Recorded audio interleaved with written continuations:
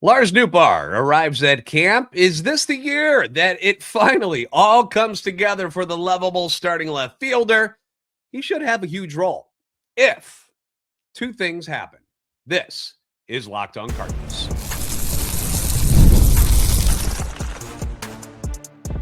You are Locked On Cardinals, your daily St. Louis Cardinals podcast, part of the Locked On Podcast Network, your team every day. Hey there, Cardinals fans. I'm JD Hafron, a former national radio sports anchor, born and raised in St. Louis and a lifetime Cardinals fan, and welcome to another episode of Locked On Cardinals, part of the Locked On Podcast Network, now the #1 sports podcast network. Thank you to the everydayers for supporting us. Thank you to you if you are new for jumping in and checking things out. This is a show serving Cardinal Nation and giving you all the info about the birds on the bat. On today's show, we have got our first concerning injury among players that are expected to make a major impact on this season's roster. But we're going to talk a lot about Lars Nootbaar today. We're going to kind of start this whole carousel where we make our way around different players and positions as we start to really get into spring training. Got games coming up this weekend. So I want to start with the guy that is arguably the most popular guy on the team now that Brendan Donovan, Nolan Arenado, and Willson Contreras have left the building. And that is the man affectionately known as Noot. Lars Nootbaar made his first appearance at camp on Wednesday, coming in a little bit late. We knew this was happening, though. This was not a surprise. This was due to the rehab equipment not making it to Jupiter on time. So instead of throwing him off schedule, they gave him a couple of extra days to get there. No big deal whatsoever. As you may know, Noot is coming back from double heel surgery that took place to address deformities on those heels known as Haglund deformities. The procedure involves shaving down bony enlargements on the back of his heels near the Achilles tendon to relieve pain and friction. I complain about having to shave my face every couple of days. I'm not the hairiest dude in the world, so I only got to do it every couple of days. This dude had his heels shaved. Ouch. I don't want anything to do with that. But the good news is that Noot is on track. Everything is going according to plan. Rehab's going well. There haven't been any setbacks for the often injured outfielder who is entering his 6th season with the team. Now, our guy Jeff Jones from the Belleville News-Democrat, who is down, he's down in Jupiter right now, tweeted out that Lars Nootbaar says it was important for him to get here ASAP and be around his teammates. No timeline yet. He's been able to hit and throw, but is just now moving into being able to run unaided. Now, most people believe that Noot, barring a miracle, will start this season on the injured list. And hearing that update doesn't make me think any different. Sounds like he's going to be on the injured list, which is something we are all too familiar with during his career already. And I know it's a very thing to say, but keeping him on the field was always like the biggest hurdle for Noot, right? Like his development as an everyday player, a guy that you could count on, put him in the lineup more times than not in the big leagues. Like, you know, it's been tough to keep Noot on the field. And the thought has always been that, you know, the healthier that Lars Nootbaar is, the more productive he would be. Get him in there for 130, 140 games and watch the stats. It's going to be great, right?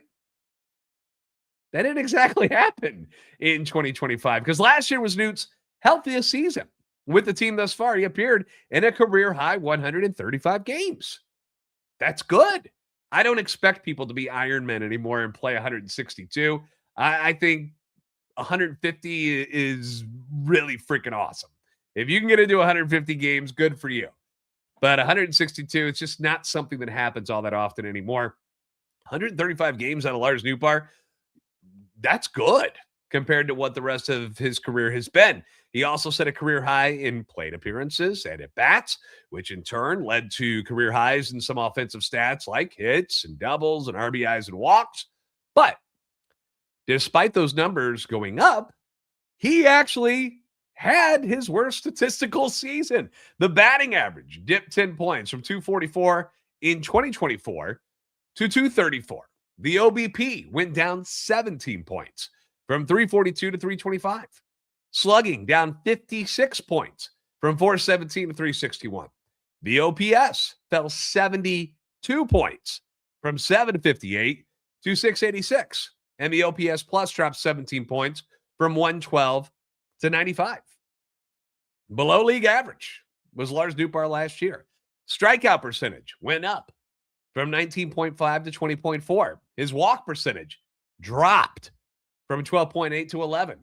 One of the biggest discrepancies, if you go into all the different stats and stuff, was ground ball to fly ball percentage. In 2024, Newt had a 50.9 ground ball percentage, which plummeted to 37.3, and the fly ball percentage jumped up from 19% to 26.1, hitting the ball in the air more.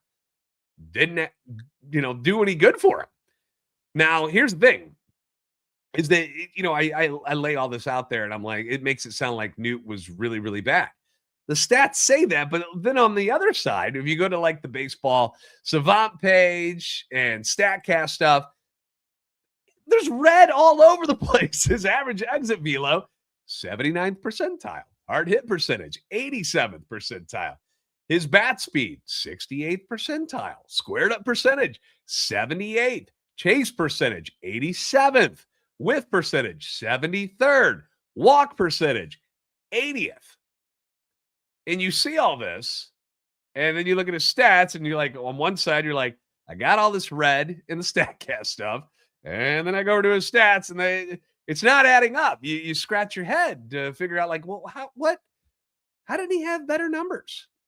And it's one of the great mysteries of the baseball universe, because you have a talented guy in Lars Nootbaar. We know he's talented.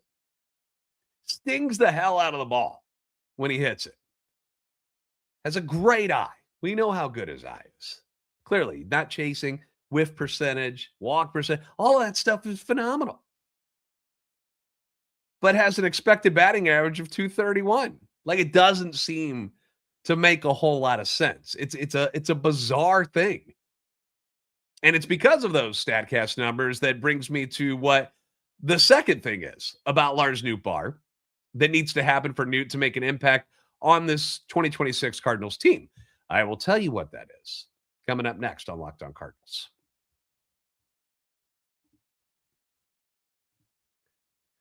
Workplace chaos, deadlines, stacking up, inbox overflowing, and the one position you've got to fill still sitting open.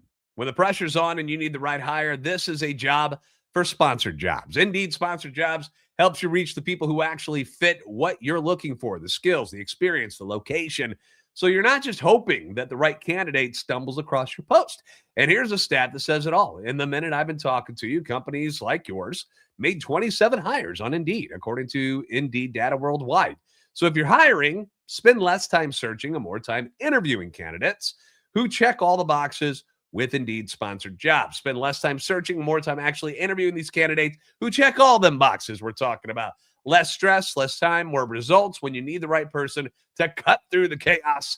This is a job for Indeed sponsored jobs, and listeners of the show will get a $75 sponsored job credit to help you get your job the premium status it deserves at Indeed.com/podcast. Just go to Indeed.com/podcast right now and support our show by saying you heard about Indeed on this podcast. Indeed.com/podcast. Terms and conditions apply. Need to hire? This is a job for Indeed sponsored jobs.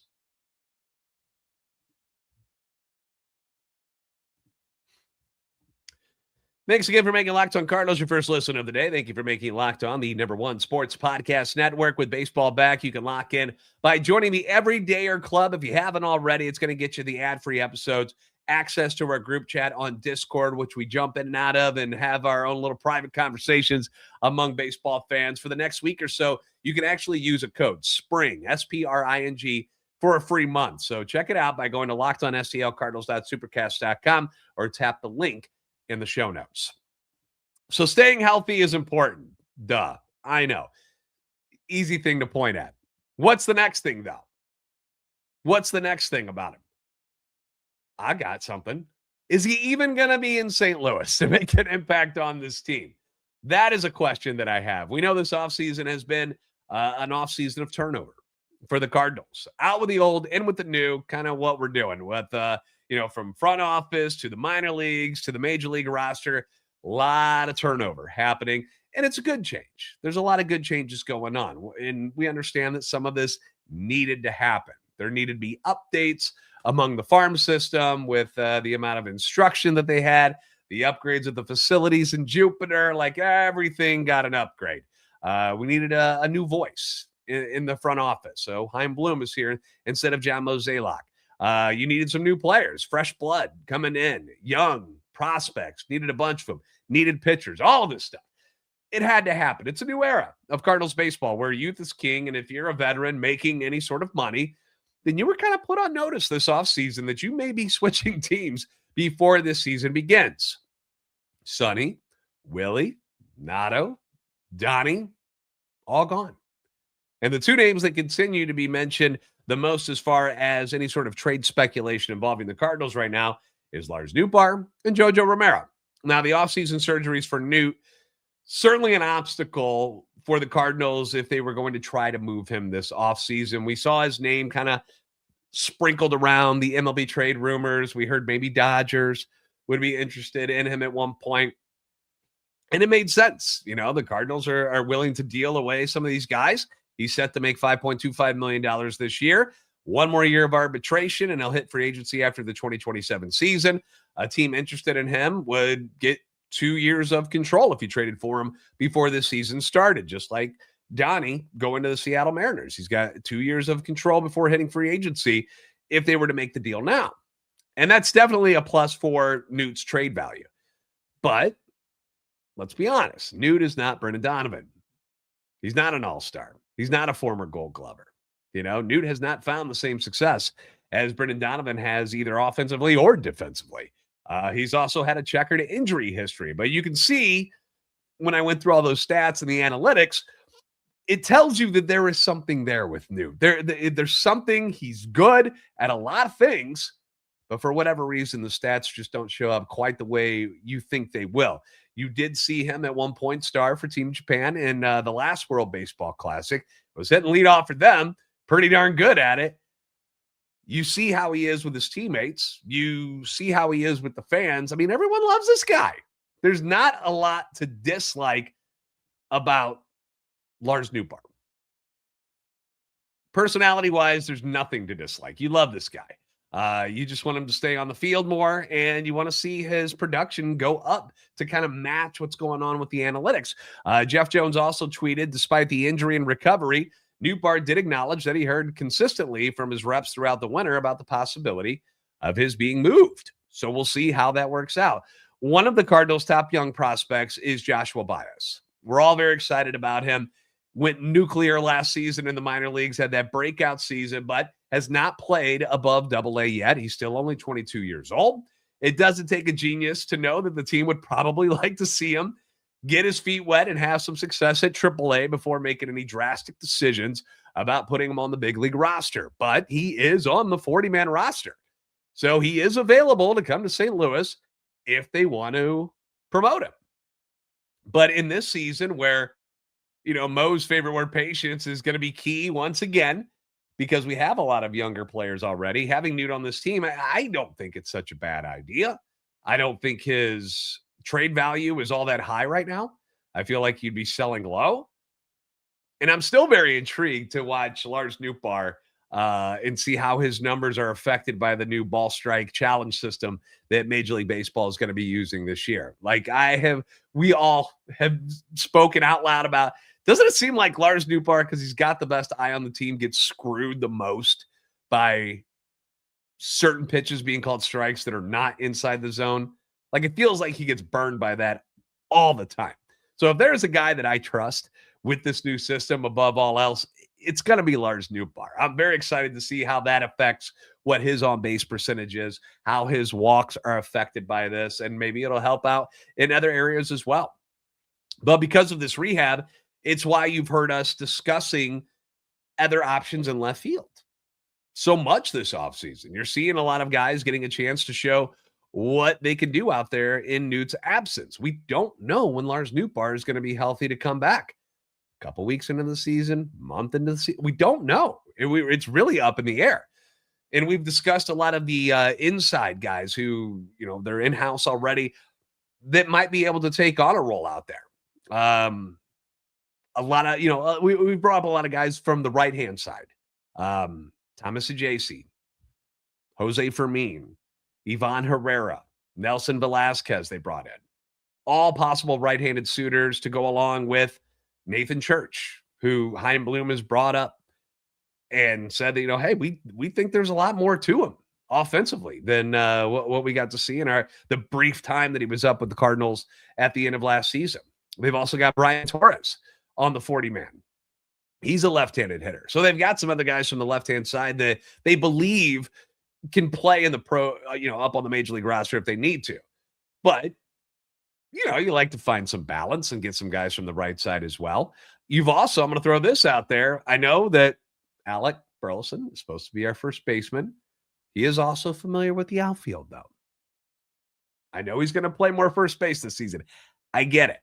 But depending on how long Newt is out, is that something they could do?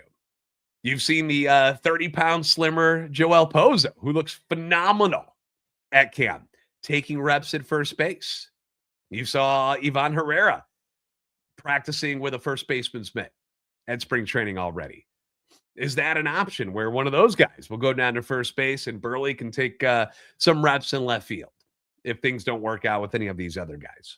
Is that an option until Newt comes back? Again, depending on how far, because I know they want Burley to play first base, and I understand. But if you only need to do it for like 3 games or less just to get you through the first couple of weeks, I don't feel like Burley would be like, no, I'm not going to do it. I feel like Biscuits would be on board. But these are things that they're going to test and tinker with.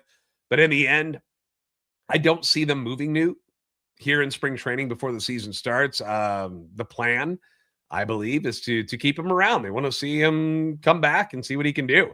They're going to have him in left. Victor Scott's going to be in center. Jordan Walker, who was apparently down 15 pounds, but added muscle. He's in right field.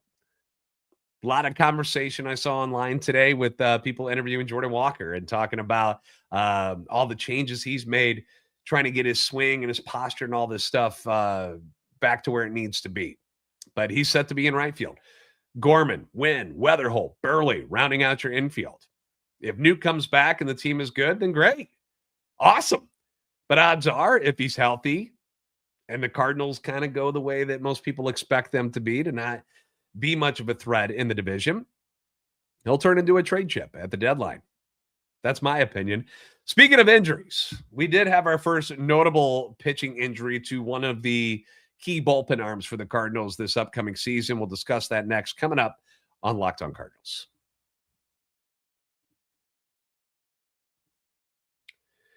Ever wanted to experience the NBA Finals live and in person? FanDuel is going to give you a chance to turn that dream into a reality with their NBA sweepstakes. Now, here's how it works. You're going to use your profit boost on any NBA future, and you'll automatically be entered for a shot to win an NBA Finals trip for 2. That's right. They're going to take care of the flights. They're going to take care of the tickets, the whole experience for you. Now, if you're already looking at the board and thinking about which team can make a deep run, this is the perfect time to lock it in.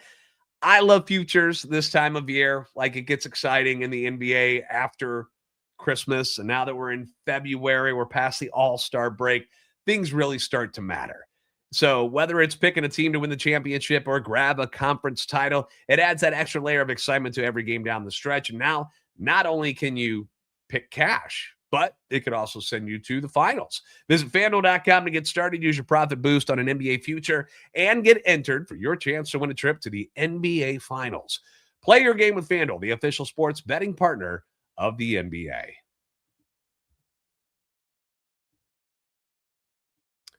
Once again, thanks for making Locked On Cardinals your first listen of the day, and thank you for making Locked On the #1 sports podcast network.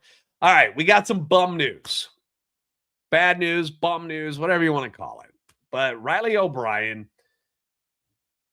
he's had a long injury history already in his career. But last year, he was able to show up and appear in a career-high 42 games at the major league level. Had 6 saves, dazzling 2.06 ERA, the ERA plus at 200 in his age 30 season, one of these late bloomers that the Cardinals were able to pluck from the Mariners, mind you.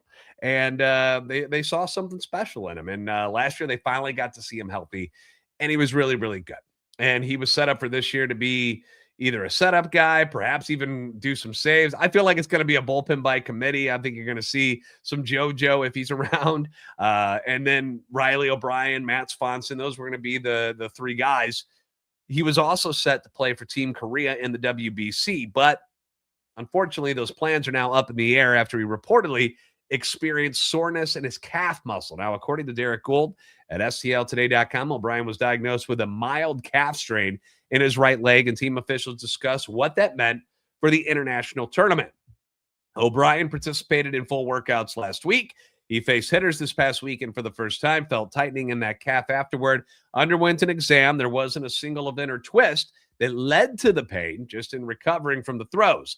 By Tuesday, the discomfort and tightness had relented slightly, but the strain remained. According to Gould, the Cardinals eased O'Brien's schedule Tuesday, will reduce his activities in the coming days to see how the injury responds to treatment. It's early enough in camp that he won't lose any time preparing his arm, even if his schedule is altered for a week or two. Now, we've heard all offseason how volatile the bullpen arms can be.